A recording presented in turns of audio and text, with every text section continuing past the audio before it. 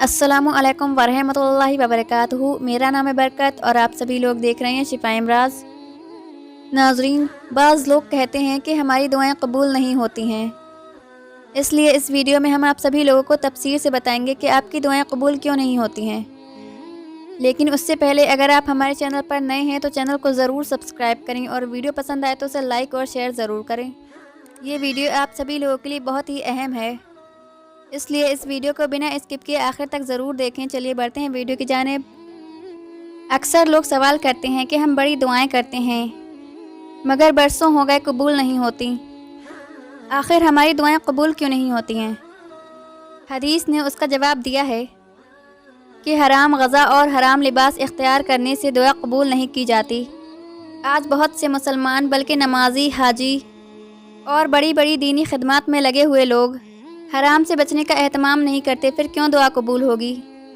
एक बुज़ुर्ग कहीं जा रहे थे। रास्ते में एक शख्स ने बहुत इसरार से उनसे अर्ज़ किया कि मेरे साथ बैठकर आप खाना खाएं। बुज़ुर्ग ने उस दरख्वास्त पर उसके साथ बैठकर खाना खा लिया, फिर आगे चल पड़े और कुछ दूर जाने के बाद वो अपने रास्ते से भटक गए और बावजूद कोशिश के उनको रास्ते का इल्म ना हो सका। बार बार अल्लाह से दुआ की मगर दुआ कबूल ना हुई। बड़े परेशान हो गए। जंगल का बियाबान रास्ता, रात का तारीक माहौल, बहसतनाक सन्नाटा, मगर राहें बंद हैं।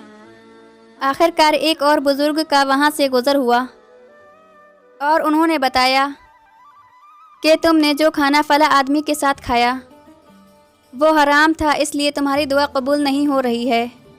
पहले उसकी तलाफ़ी इस्तग़फ़ार के ज़रिए करो तो फिर रास्ता खोल दिया जाएगा। चुनांचा ऐसे ही हुआ।